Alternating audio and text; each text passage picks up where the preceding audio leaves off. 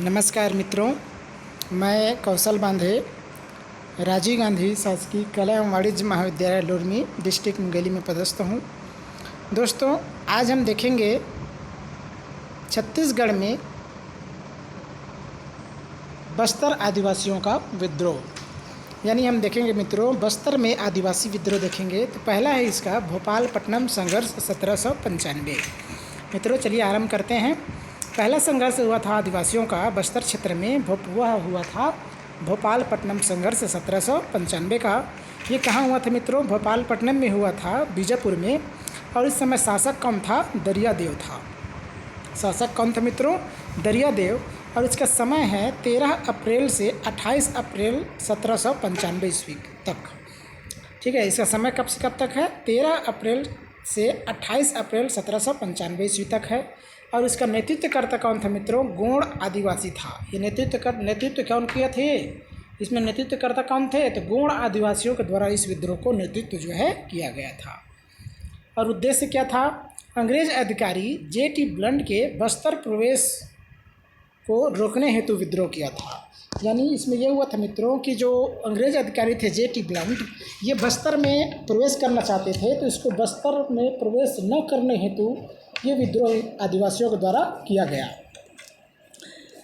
अंग्रेज अधिकारी J.T. Blunt सन 1795 ईस्वी में बस्तर में इंद्रावती नदी को पार कर भोपालपट्टनम के जमींदार से मिलने जा रहा था। देखिए क्या था, घटना क्या हुई थी मित्रों कि J.T. जो ब्लंट थे, अंग्रेज अधिकारी थे, 1795 में इंद्रावती नदी को पार करके भोपालपट्टनम के जो जमींदार थे वो वहाँ से मिलने जा रहा था।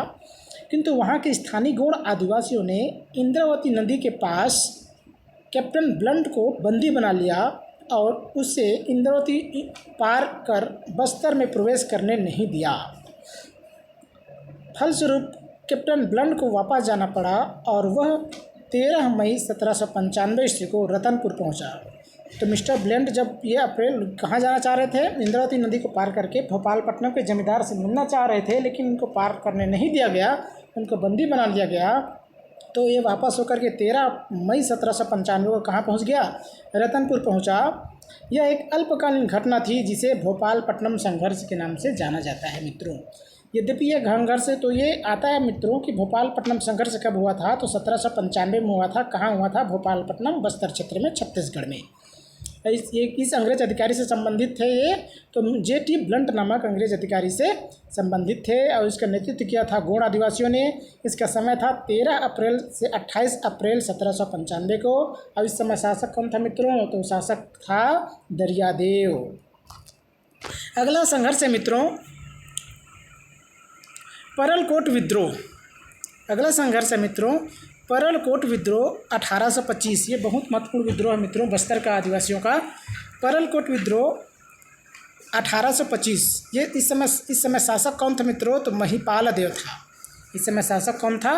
महिपाल देव था। और स्थान क्या था? परलकोट में ये हुआ था। परलकोट बस्तर में। परलकोट उत्तर बस्तर कांकेर के तहसील पंखाजूर में एक ग्राम है। परलकोट कहाँ है मित्रों? तो परलकोट उत्तर बस्तर कांकेर के तहसील पंखाजूर में एक ग्राम है। यह बस्तर का उत्तर पश्चिमी भाग तथा कोटरी, निबरा व गुडरा नदियों के संगम पर स्थित है। तो ये परलकोट मित्रों ये बहुत महत्वपूर्ण बन जाता है परलकोट, क्योंकि यह जो है बस्तर का उत्तर पश्चिम भाग तथा कोटरी, निबरा व गुडरा नदियों के क्या है? संगम पर ये परलकोट स्थित है। तो इस परलकोट विद्रोह का नेतृत्व किसने किया था? तो नेतृत्व किया था मित्रों गेंद सिंह ने, जिनको हम कहते हैं परलकोट का जमींदार। किसने किया था? गेंद सिंह ने किया था, जिसको हम कहते हैं परलकोट का जमींदार। इसका कारण क्या था मित्रों कि बाहरी लोगों, खास करके मुख्य रूप से ब्रिटिश व मराठे की उपस्थिति से अबुझमाड़ियों की जीवन शैली का प्रभावित होना। इसका विद्रोह करने के कारण क्या था कि जो बाहरी लोग थे, मुख्य रूप से अंग्रेज और मराठे, तो इनको ये जनजाति मानते थे, आदिवासी, बस्तर के आदिवासी मानते थे कि इनकी उपस्थिति से, इनकी बस्तर में उपस्थिति से हमारी अबुझमाड़ियों की जो जीवन शैली है वह प्रभावित हो रही है। इस हेतु इन्होंने क्या किया? विद्रोह किया। इसमें क्या हुआ था? मराठों और अंग्रेज़ों की सेना पर शोषण नीति के विरुद्ध भी ये विद्रोह हुआ। ठीक है। मराठों व अंग्रेज़ों की शोषण नीति के विरुद्ध भी यह विद्रोह हुआ। इसके अलावा परलकोट क्षेत्र में कर में वृद्धि के कारण भी यह विद्रोह हुआ। तो 3 कारण थे मित्रों मुख्य रूप से परलकोट विद्रोह का। तो पहला कारण क्या था, जो बाहरी लोग थे अंग्रेज़ व मराठे, ये जो क्या कर रहे थे, अब उजवाड़ियों में घुस करके उनकी संस्कृति को पर हस्तक्षेप कर रहे थे, उनकी संस्कृति को प्रभावित कर रहे थे। इस हेतु इन्होंने बस्तर के आदिवासियों ने विद्रोह किया। और जो है दूसरा कारण क्या था, मराठों व अंग्रेज़ों की शोषण नीति के कारण। और तीसरा कारण था मित्रों परलकोट क्षेत्र में कर में वृद्धि के परिणाम स्वरूप ये जो है विद्रोह हुआ। और उद्देश्य क्या था, इसका उद्देश्य क्या था मित्रों कि परलकोट विद्रोह का उद्देश्य अबुझमाड़ियों को शोषण से मुक्त करना तथा विदेशी सत्ता से उनको स्वतंत्र करना था। ठीक है। तो उद्देश्य क्या था, परलकोट विद्रोह का उद्देश्य अबुझमाड़ियों को शोषण से मुक्त करना तथा विदेशी सत्ता से उनको स्वतंत्र करना था। इसका प्रतीक चिन्ह क्या था, धावड़ा वृक्ष की टहनी। अबुझमाड़ियों की परलकोट विद्रोह की प्रतीक चिन्ह क्या था, धावड़ा वृक्ष की टहनी। अब हम इसको विस्तार से देखेंगे कि महिपाल देव के शासनकाल में परलकोट बस्तर राज्य की सबसे बड़ी जमींदारी थी। सन 1824 ईस्वी में गेंद सिंह परलकोट जमींदारी का जमींदार बना। मराठों व ब्रिटिश अधिकारियों के शोषण से परेशान होकर के 24 दिसंबर सन 1824 ईस्वी को गेंद सिंह ने अबुझमाड़िया आदिवासियों को परलकोट में एकत्रित किया तथा 4 जनवरी 1825 ईस्वी तक सभी आदिवासी क्रांतिकारी चांदा से लेकर अबुझमाड़ तक अंग्रेज व मराठा अधिकारियों पर हमला बोल दिया। अब विद्रोह का संचालन हुआ मित्रों। विभिन्न स्थानों पर अलग अलग टुकड़ियों में माझी लोग विद्रोह का संचालन कर रहे थे। ये धावड़ा वृक्ष की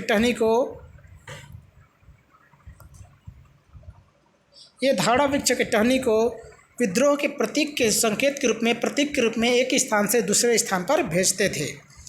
यही विद्रोही रात्रि में घोटुल में एकत्रित होकर के अगले दिन की बैठक की योजना करते थे, अगले दिन की जो है विद्रोह की योजना बनाते थे। साथ ही थोड़े ही समय में पूरे गुड़ अंचल में यह विद्रोह जो है भड़क उठा। इस प्रकार मित्रों ये जो विद्रोह का संचालन कर रहे थे, अलग अलग क्षेत्रों में अलग अलग टुकड़ियों में माझी लोग जो है विद्रोह का संचालन कर रहे थे। और विद्रोह का प्रतीक चिन्ह क्या था, धावड़ा वृक्ष की टहनी। इसको एक स्थान से दूसरे स्थान पर ले जाते थे और जो है रात में क्या करते थे, विद्रोही घोटुल में एकत्रित हो करके अगले दिन यानी अगले विद्रोह की योजना को ये क्रियान्वित करते थे। यहाँ जो है प्लानिंग बनाते थे मित्रों। इस प्रकार ये जो परलकोट विद्रोह था पूरा बस्तर अंचल में पूरी तरह से, गोड़ अंचल में पूरी तरह से ये फैल गया। अब इसका परिणाम क्या निकला मित्रों, विद्रोह को बढ़ता देख छत्तीसगढ़ के अधीक्षक यानी जो ब्रिटिश अधीक्षक था पी वांस एगन्यू ने चांदा के पुलिस अधीक्षक कैप्टन पेव को विद्रोह का दमन करने के लिए बुलाया। देखिए इस समय परलकोट विद्रोह के समय छत्तीसगढ़ में ब्रिटिश अधिकारी कौन था, तो वो था पी वांस एगन्यू। और पुलिस अधीक्षक, देखिए ब्रिटिश अधीक्षक बोल रहा हूँ, और पुलिस अधीक्षक कौन था, कैप्टन पेवे। 10 जनवरी सन 1825 ईस्वी को कैप्टन पेवे ने अपनी सेना के साथ परलकोट को घेर लिया। 10 जनवरी सन 1825 ईस्वी को कैप्टन पेवे ने अपनी सेना के साथ परलकोट को घेर लिया। अबुझमाड़ियों के पारंपरिक हथियार बंदूक जैसे आधुनिक हथियार का सामना करने में असफल हो गए। गेंद सिंह को गिरफ्तार कर लिया गया और विद्रोह का दमन कर दिया गया। 20 जनवरी सन 1825 ईस्वी को अंग्रेज़ों द्वारा गेंद सिंह को फांसी दे दी गई।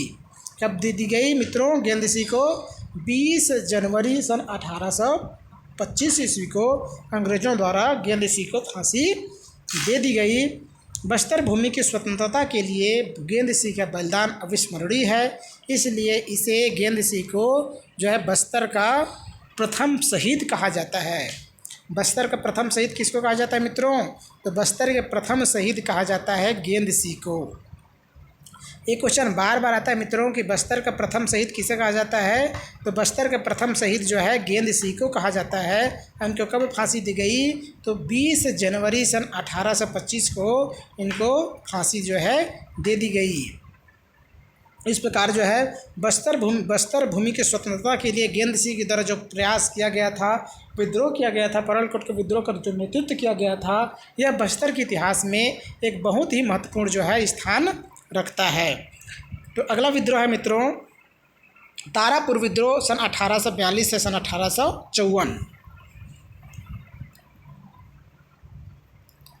ये तारापुर विद्रोह हुआ था सन 1842 से सन 1854 तक।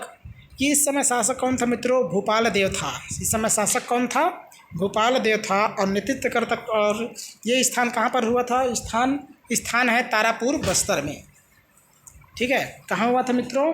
स्थान था तारापुर बस्तर।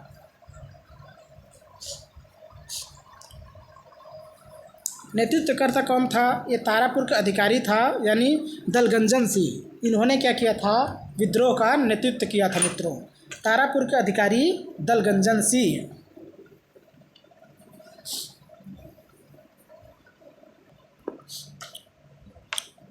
इसका कारण क्या था? अंग्रेजों द्वारा आदिवासियों की जीवन शैली में हस्तक्षेप करना। अंग्रेजों द्वारा आदिवासियों की जीवन शैली में हस्तक्षेप करना, यह था तारापुर विद्रोह का कारण। उद्देश्य क्या था? दीवान जगबंधु को पद से हटाना एवं बढ़े हुए कर को वापस लेने हेतु। ठीक है, 2 उद्देश्य था मित्रों तारापुर विद्रोह का। 1842 से 1854 का जो विद्रोह हुआ था तारापुर का विद्रोह, इस विद्रोह का 2 उद्देश्य था। एक तो उद्देश्य था दीवान दीनबंधु को पद से हटाना, और दूसरा था जो उस समय बढ़े हुए जो कर थे उसमें उसको वापस लेना। ये 2 उद्देश्य को लेकर जो है तारापुर विद्रोह किया गया था। अब तो इसका विस्तार है मित्रों। भूपाल देव के राज्यकाल में उसका भाई दलगंजन सिंह तारापुर का अधिकारी बना। देखिए किसके समय में तारापुर का अधिकारी बना? उसका भाई दलगंजन सिंह। तो भूपाल देव के राज्यकाल में उस समय शासक कौन था मित्रों? तो भूपाल देव था। भूपाल देव की तुलना में दलगंजन सिंह अपने सदाचरण एवं पराक्रम के कारण आदिवासी जनता में लोकप्रिय था। सन 1842 ईस्वी में भूपाल देव ने मराठा शासन के आदेश पर तारापुर का कर बढ़ा दिया था। देखिए ध्यान से सुनिएगा, सन 1842 में क्या हुआ? घटित घटना हुआ मित्रों कि सन 1842 ईस्वी में भूपाल देव ने मराठा शासन के आदेश पर, किसके आदेश पर? मराठा शासन के आदेश पर तारापुर का कर जो है, तारापुर में कर में क्या किया? वृद्धि कर दिया। तारापुर के निवासी पूर्व से ही अंग्रेजों के हस्तक्षेप एवं वहाँ के दीवान जगबंधु के शोषण से परेशान थे। बढ़े हुए कर की सूचना पाकर वे और भी अत्यधिक परेशान हो गए। फलस्वरूप दलगंजन सिंह के नेतृत्व में तारापुर के आदिवासियों ने ब्रिटिश एवं मराठों के विरुद्ध विद्रोह कर दिया और दीवान जगबंधु को बंदी बना लिया। ठीक है, तो ये दीवान जगबंधु जो उस समय यहाँ बहुत अधिक शोषण करते थे, परिणाम स्वरूप जो है वहाँ के निवासी जगबंधु से, दीवान से बहुत परेशान थे। और जब बढ़ा हुआ कर की सूचना मिली तो और अधिक परेशान हो गए। और इन्होंने क्या किया? विद्रोह करते हुए जो है ब्रिटिश एवं मराठों के विरुद्ध विद्रोह करते हुए जो है इन्होंने दीवान जगबंधु को बंदी बना लिया। दीवान जगबंधु को आदिवासियों द्वारा बंदी बनाने की सूचना सुनते ही भूपाल देव ने उनके मामले में हस्तक्षेप किया। भूपाल देव के आदेश पर आदिवासियों द्वारा दीवान जगबंधु को मुक्त करना पड़ा। एक तरफ आदिवासियों में असंतोष बढ़ता जा रहा था तो दूसरी तरफ जगबंधु ने नागपुर जाकर मराठा शासक से आदिवासी विद्रोह को कुचलने का आग्रह किया। फलस्वरूप दीवान जगबंधु ने नागपुर की सेना के सहयोग से आदिवासियों को परास्त कर दलगंजन सिंह को गिरफ्तार कर लिया एवं उसे 6 माह तक नागपुर जेल में रखा गया।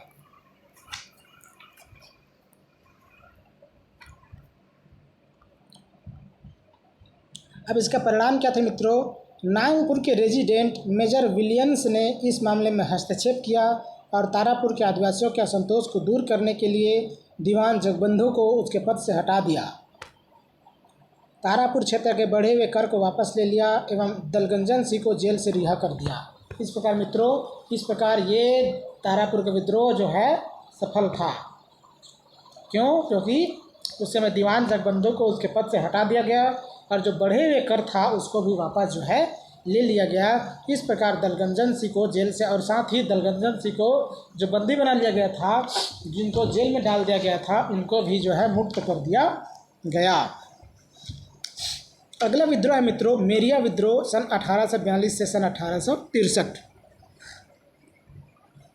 तो ये मेरिया विद्रोह कहाँ हुआ था? तो मेरिया विद्रोह हुआ था मित्रों तो दंतेवाड़ा में हुआ था। कहाँ हुआ था? मेरिया विद्रोह दंतेवाड़ा, बस्तर क्षेत्र में, छत्तीसगढ़ में। शासक थे इस समय कौन था मित्रों? तो भूपाल देव था। वहीं भूपाल देव था जिसने तारापुर विद्रोह के समय विद्रोह शासक था, वहीं ये भी था। मेरिया विद्रोह के ही समय भी यही शासक था भूपाल देव।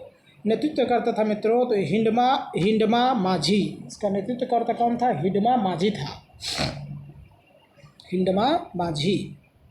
कारण क्या था? नरबलि प्रथा समाप्त करने के विरोध में। देखिए, नरबलि प्रथा समाप्त करने के विरोध में जो है छत्तीसगढ़ के दंतेवाड़ा क्षेत्र में मेरिया विद्रोह किया गया। जांचकर्ता कौन था मित्रों? मैकफर्सन। इन्होंने क्या किया था? वास्तव में कि नरबलि प्रथा हो रही है या नहीं हो रही है, इसको जांच करने के लिए किसको नियुक्त किया गया था? मैकफर्सन को। तो इसका हम विस्तार से देखेंगे मित्रों।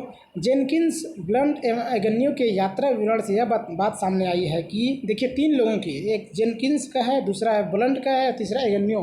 इन तीनों की यात्रा वृत्तांत से यह पता चलता है, यह बात जो है सामने आई है कि शंखनी डंकिनी नदियों के संगम पर स्थित दंतेश्वरी माता के मंदिर में नरबलि प्रथा प्रचलित है। कहाँ? शंखनी डंकिनी नदियों के संगम पर स्थित दंतेश्वरी माता के मंदिर में नरबलि प्रथा प्रचलित है। इसके बारे में मराठा शासन ने जब बस्तर के शासक भूपाल देव से पूछा तो भूपाल देव ने अनभिज्ञता प्रदर्शित की। फिर ब्रिटिश शासन ने मैकफर्सन को उस क्षेत्र में प्रचलित नरबलि के प्रथा के जांच के लिए नियुक्त किया। मैकफर्सन ने अपने प्रतिवेदन में बताया कि ताड़ी पेन्नू या माटी देव की पूजा में प्रमुख संस्कार नरबलि है। जब इन्होंने ब्रिटिश अधिकारी मैकफर्सन ने जब जांच किया मित्रों, तब इनको ये बात पता चली कि ताड़ी पेन्नी या माटी देव की जो पूजा में होता है, इस जो दंतेवाड़ा क्षेत्र में दंतेश्वरी मंदिर के आसपास जो है ताड़ी पेन्नी या माटी देव की पूजा की जाती है इसी दंतेश्वरी मंदिर में। तो इसमें यह संस्कार प्रचलित है कि यहाँ जो है नरबलि प्रथा प्रचलित है। यहाँ की जनजातियाँ नरबलि का आयोजन विशेष अवधि में सार्वजनिक उत्सव के रूप में करते हैं। जिस नर का बलि दिया जाता है उसे मेरिया कहते हैं, इसीलिए इस विद्रोह का नाम क्या पड़ा मित्रों? मेरिया विद्रोह पड़ा। गिब्सन के अनुसार ब्रिटिश सरकार ने बस्तर में मेरिया या नरबलि को समाप्त करने के लिए बस्तर के राजा भूपाल देव को आदेश दिया। नरबलि को रोकने के लिए नागपुर के भोसला शासक ने एक सुरक्षा टुकड़ी 1842 से 1863 ईस्वी यानी 22 वर्षों तक के लिए दंतेश्वरी मंदिर में तैनात कर दिया। देखिए, ध्यान से सुनिएगा कि नरबलि प्रथा को रोकने के लिए क्या किया उस समय नागपुर के जो भोसला शासक ने क्या किया, एक सुरक्षा टुकड़ी भेज दिया दंतेश्वरी मंदिर में। कितने वर्षों के लिए? 22 वर्षों के लिए, 1842 से 1863 तक के लिए। यह पहला अवसर था जब अंग्रेज़ों ने आदिवासियों के आंतरिक मामलों में हस्तक्षेप किया था। आदिवासियों ने इसे अपनी परंपराओं पर बाहरी आक्रमण समझा और हिंडमा माझी के नेतृत्व में दंतेश्वरी माता के मंदिर में तैनात सेना को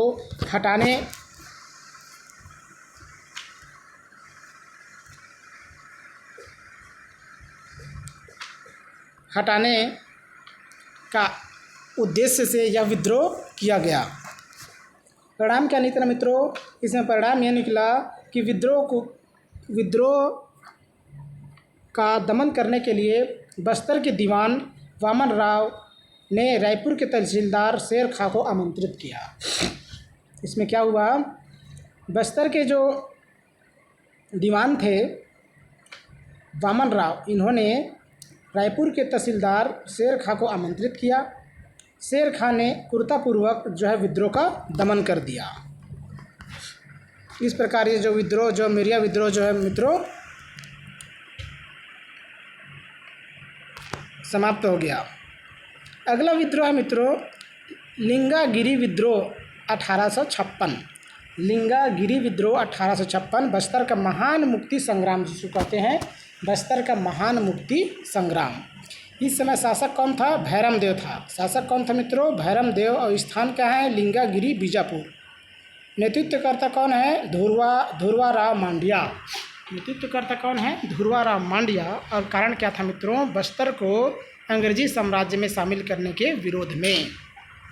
बस्तर को अंग्रेजी साम्राज्य में शामिल करने के विरोध में जो है लिंगागिरी विद्रोह सन 1856 किया गया। इसका हम विस्तार देखेंगे मित्रों कि सन 1854 ईस्वी में थर्ड आंग्ल मराठा युद्ध के पश्चात ब्रिटिश शासन काल के प्रत्यक्ष नियंत्रण में आ गया। कब आ गया? सन 1854 में। ब्रिटिश अधिकारी बस्तर के आदिवासियों पर अधिक शोषण एवं दमन कर रहे थे।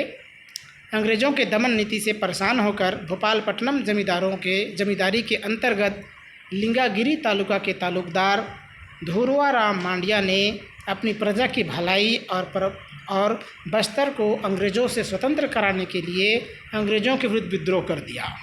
ठीक है। धुरवाराम मांडिया दोरला जनजाति का था। उसने दोरला आदिवासियों को एकत्रित किया और 3 मार्च सन 1856 को धुरवाराव एवं अंग्रेज़ों के सैनिकों के बीच तिलकनार में सुबह 8 बजे से दोपहर 3 बजे तक जो है सशस्त्र युद्ध हुआ। इन्होंने क्या किया मित्रों? धुरवाराम ने विद्रोह कर दिया दोरला जनजाति को एकत्रित करके 3 मार्च सन 1856 को। परिणाम स्वरूप क्या निकला? परिणाम क्या निकला मित्रों? यह युद्ध भी अंग्रेज़ों द्वारा दबा दिया गया और धुरवाराम मांडिया को बंदी बना लिया गया। 5 मार्च सन 1856 को धुरवाराम को धुरवाराम को फांसी दे दी गई। धुरवाराम मांडिया का विद्रोह बस्तर का महान मुक्ति संग्राम माना जाता है। यानी बस्तर का महान मुक्ति संग्राम यह किसको कहा जाता है? मांडिया विद्रोह को कहा जाता है और मुख्य रूप से धुरवा जनजाति के द्वारा, यह दोरला जनजाति के द्वारा किया गया था। धुरवाराम मांडिया का जो विद्रोह है मित्रों, वह उसे बस्तर का महान मुक्ति संग्राम माना जाता है। उसके द्वारा सन 1857 ईस्वी के क्रांति के 1 वर्ष पूर्व ही बस्तर को अंग्रेज़ों के आज़ाद कराने के लिए विद्रोह जो है अविस्मरणीय है। इसलिए धुरवाराम मांडिया को बस्तर का दूसरा शहीद भी कहा जाता है। देखिए मित्रों, बस्तर का प्रथम शहीद किसको कहा जाता है? गेंद सिंह को कहा जाता है। और बस्तर का द्वितीय शहीद कहा जाता है धुरवाराम मांडिया को। ये इन्होंने क्या किया था? लिंगागिरी विद्रोह किया था सन 1856 में, जिसको हम क्या कहते हैं? बस्तर का महान मुक्ति संग्राम भी कहा जाता है। लिंगागिरी विद्रोह का क्या कहते हैं? बस्तर का महान मुक्ति संग्राम भी कहते हैं।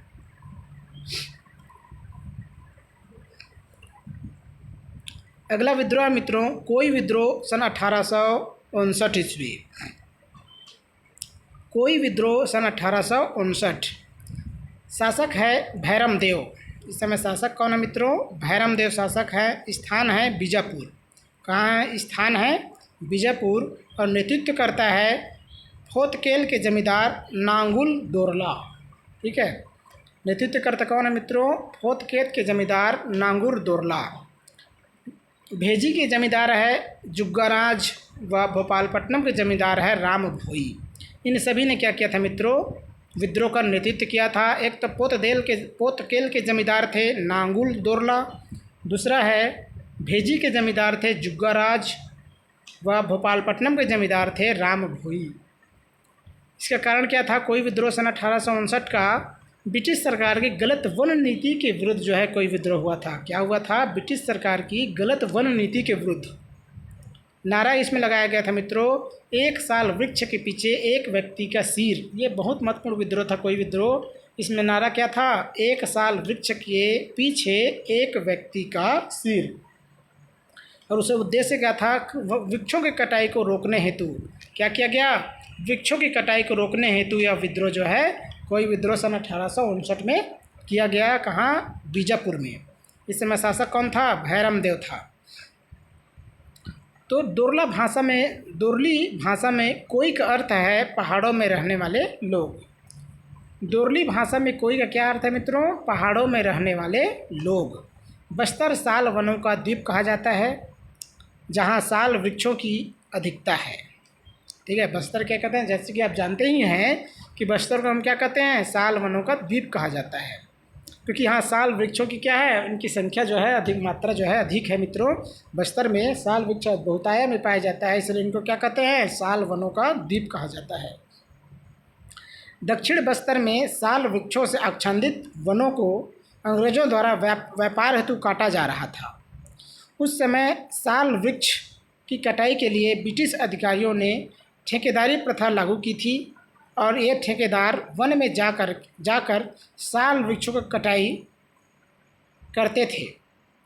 अंग्रेज़ों की इस गलत नीति से परेशान होकर पोतकेल के जमींदार नागूर दोरला, भेज्जी के जमींदार जुग्गाराज व भोपालपट्टनम के जमींदार राम भोई ने आपस में मिलकर निर्णय लिया कि अब वे एक भी साल वृक्ष की कटाई नहीं होने देंगे। इन्होंने क्या निर्णय लिया कि अब वे एक भी साल वृक्ष की कटाई नहीं होने देंगे और उन्होंने यह सूचना ब्रिटिश अधिकारियों व ठेकेदारों को पहुंचा दी। वहां के आदिवासियों द्वारा किए गए निर्णय को अपनी प्रभुसत्ता के विस्तार को चुनौती मान करके अंग्रेज़ों ने वृक्षों की कटाई पर रोक नहीं लगाई, बल्कि कटाई करने वाले ठेकेदारों की रक्षा के लिए उनके साथ बंदूकधारी सिपाही भेज दिए। देखिए इसमें विद्रोह की शुरुआत किस प्रकार हो रहा है मित्रों की, विद्रोह का जो शुरुआत किस प्रकार हो रहा है। वृक्षों को कटता देख आदिवासियों ने पोतकेल, भेज्जी व भोपालपट्टनम के जमींदारों के नेतृत्व में विद्रोह कर दिया। ठीक है, किनके विद्रोह में, पोतकेल, भेज्जी व भोपालपट्टनम के जमींदारों के नेतृत्व में। जलती हुई मशाल हाथ में लेकर के आदिवासियों ने सैनिकों व ठेकेदारों पर हमला कर दिया। ठीक है, किस पर, जलती हुई मशाल लेकर के आदिवासियों ने सैनिकों व ठेकेदारों पर विद्रोह कर दिया तथा वृक्ष काटने वाले ठेकेदारों का सिर धड़ से अड़क कर दिया। यानी वृक्ष काटने वाले ठेकेदारों की भी हत्या कर दी गई। विद्रोह के दौरान आदिवासियों ने एक साल वृक्ष के पीछे एक व्यक्ति का सिर का नारा दिया। इस विद्रोह में अनेक सैनिक व ठेकेदार की जो है हत्या कर दी गई। इनके अनेक ठेकेदार व सैनिक जो है मारे गए।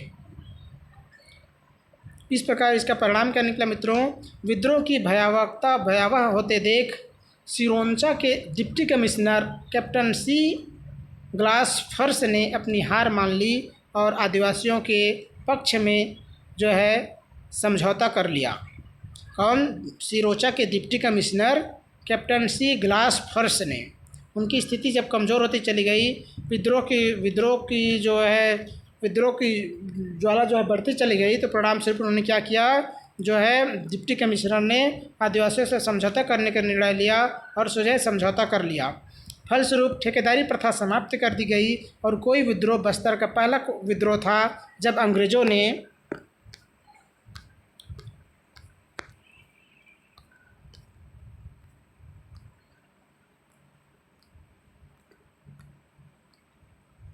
आदिवासियों के समक्ष अपनी हार मानी।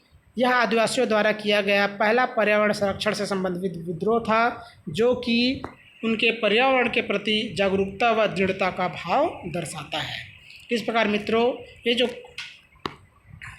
जो कोई विद्रोह था, यह जो है बस्तर अंचल का बहुत ही और विशेष विद्रोह था, जिसको हम कहते हैं कोई विद्रोह सन 1859।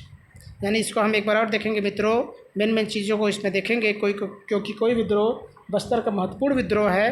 तो शासक है भैरमदेव, स्थान है बीजापुर, नेतृत्व करता है पोतकेल के जमींदार नागूर दोरला, भेजी के जमींदार जुग्गाराज व भोपालपट्टनम के जमींदार राम भोई। इसमें कारण क्या था मित्रों, ब्रिटिश सरकार के गलत वन नीति के लेकर के विद्रोह किया गया। नारा था एक साल वृक्ष के पीछे एक व्यक्ति का सिर। इसमें नारा क्या लगाया गया, एक साल वृक्ष के पीछे एक व्यक्ति का सिर।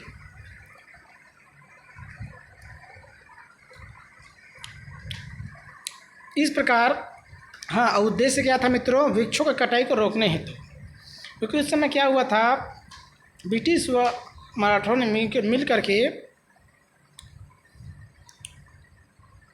साल वृक्षों की कटाई कर रहे थे। तो इन्होंने क्या किया, ये आदिवासी साल वृक्ष को अपने क्या करते हैं, इष्टदेव मानते हैं। साथ ही ये वृक्ष ही उनके जीवन का आधार भी होते हैं। परिणाम स्वरूप क्या किया इन्होंने, वृक्ष की कटाई को रोकने हेतु क्या किया, इन्होंने विद्रोह किया। अब यह विद्रोह सफल भी हुआ और पूर्ण रूप से यह विद्रोह सफल हुआ, इसलिए इस विद्रोह को क्या कहा जाता है मित्रों, पहला पर्यावरण संरक्षण से संबंधित विद्रोह कहा जाता है, जो पूर्ण रूप से क्या हुआ, सफल रहा और आदिवासियों के समक्ष जो है ब्रिटिश सरकार को झुकना पड़ा। इस प्रकार मित्रों ये जो कोई विद्रोह जो है तीन व्यक्तियों ने विद्रोह का नेतृत्व किया था, नागौर दोरला, जुग्गाराज व राम भोई। इस प्रकार मित्रों ये था बस्तर में आदिवासी विद्रोह। मैंने बहुत सारा बस्तर में आदिवासी विद्रोह हुआ उनके बारे में आपको जानकारी दिया। ये जो आदिवासी विद्रोह है बस्तर अंचल का महत्वपूर्ण आदिवासी विद्रोह है और इस विद्रोह का दूरगामी परिणाम जो है कालांतर में हमें देखने को मिलता है। इस प्रकार मित्रों ये टॉपिक आपका समाप्त हुआ। फिर से अगले टॉपिक में मिलते हैं, तब तक के लिए धन्यवाद।